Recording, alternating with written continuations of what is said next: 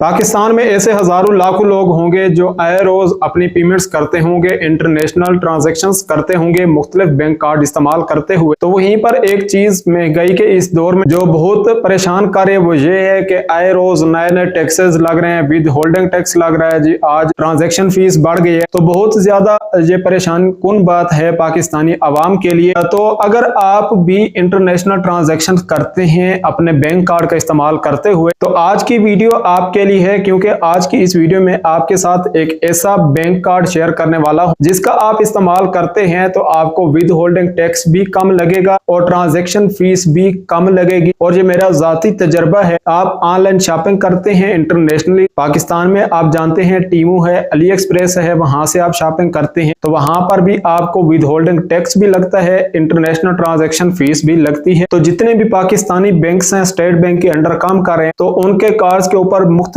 किस्म के चार्जेस लगते हैं, कोई फिक्स नहीं है किसी भी बैंक का। यानी स्टेट बैंक के अंदर जितने भी बैंक हैं उनके अलग अलग के रेट्स हैं, एक रेट किसी भी बैंक का नहीं है। लेकिन पाकिस्तान के अंदर एक ऐसा बैंक भी है जिसका कार्ड अगर आप इंटरनेशनल सतह पर इस्तेमाल करते हैं तो आपको विद होल्डिंग टैक्स भी कम लगता है और इंटरनेशनल ट्रांजैक्शन भी आपको कम लगती है। इसके अलावा एक और चक्कर पाकिस्तान में चल रहा है फेलर और नॉन फेलर का। अगर आप फेलर हैं तो आपको टैक्स कम लगेगा और अगर आप नॉन फेलर हैं तो आपको टैक्स ज्यादा लगेगा। अच्छा, यहाँ पर कुछ दोस्त कह रहे थे कि भाई हम फेलर हैं लेकिन हमारा टैक्स जो है वो कट गया।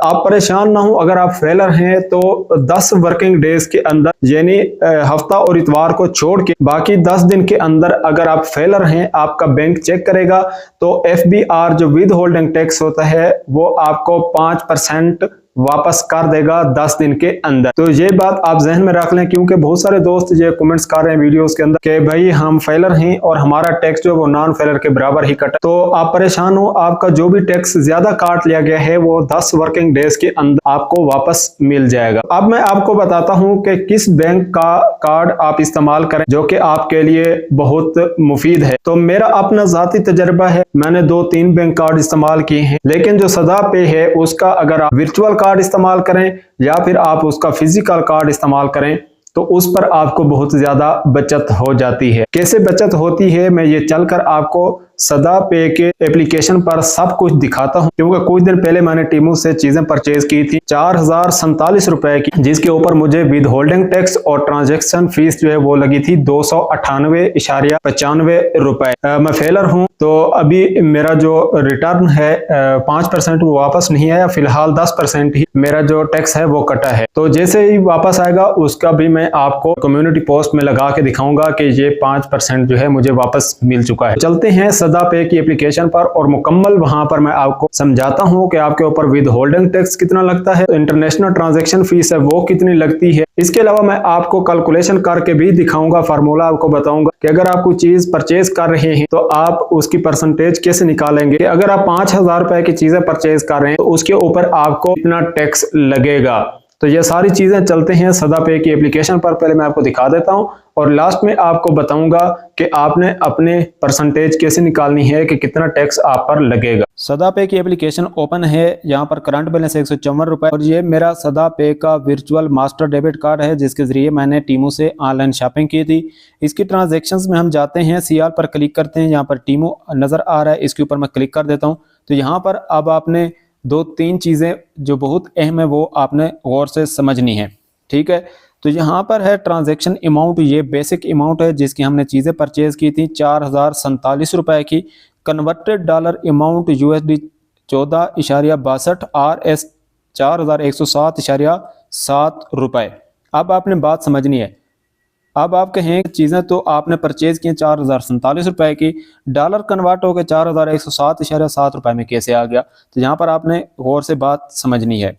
जब भी हम PKR में कोई चीज़ें परचेज करते हैं इंटरनेशनल, तो वहाँ पर जो हमारी अमाउंट PKR वाली जाती है वो कन्वर्ट होती है डॉलर में, ठीक है। तो जब PKR टू USD में कन्वर्ट होगी तो वहाँ पर आपको रेट ज़्यादा लगता है।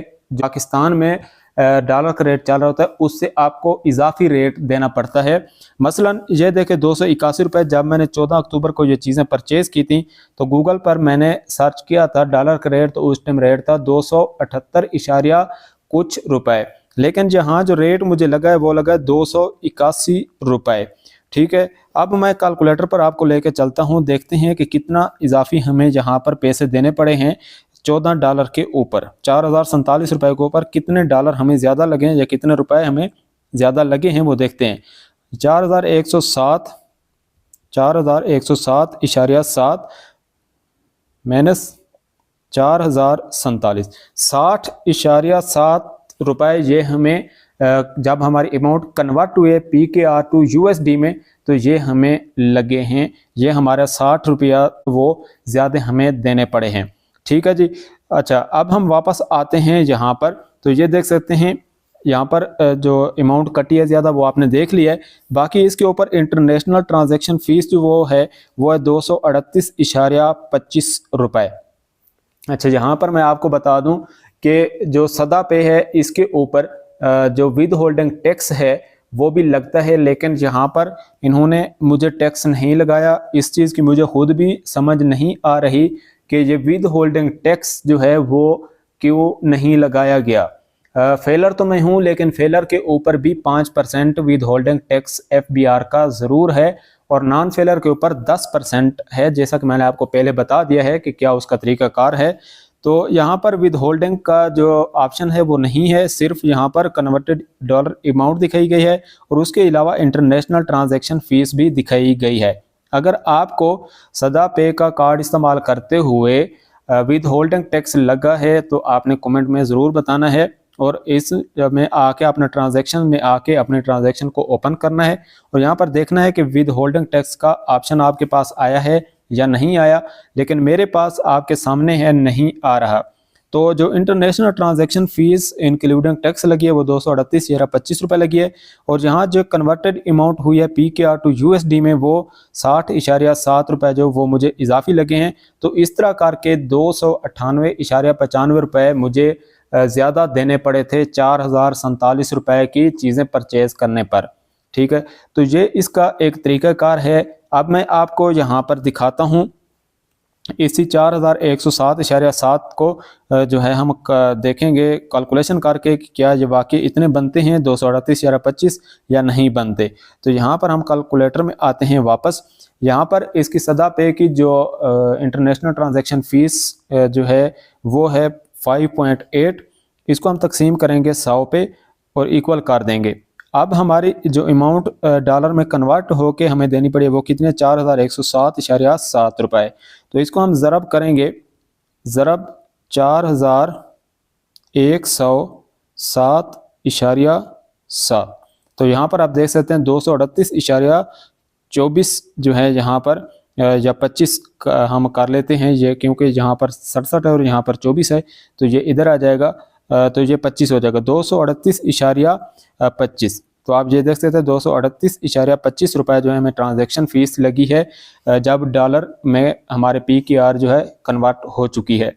तो इस तरीके से आप शॉपिंग करने से पहले अपने बैंक की ट्रांजैक्शन फ़ीस को पहले आपने देख लेना है।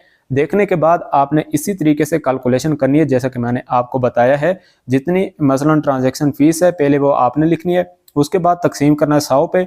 जो आपके पास आंसर है उसको आपने मल्टीप्लाई कर देना है कि आप 5000 की परचेज़ कर रहे हैं चीज़ें या 10,000 की कर रहे हैं वो आपने कर लें। लेकिन डॉलर का रेट आपने पहले देख लेना है और उसके बाद आपने कन्वर्ट करना है PKR टू USD में। तो जितना आपको वहाँ पर रेट मिल रहा है डॉलर का वो आपको दिखाया जाएगा।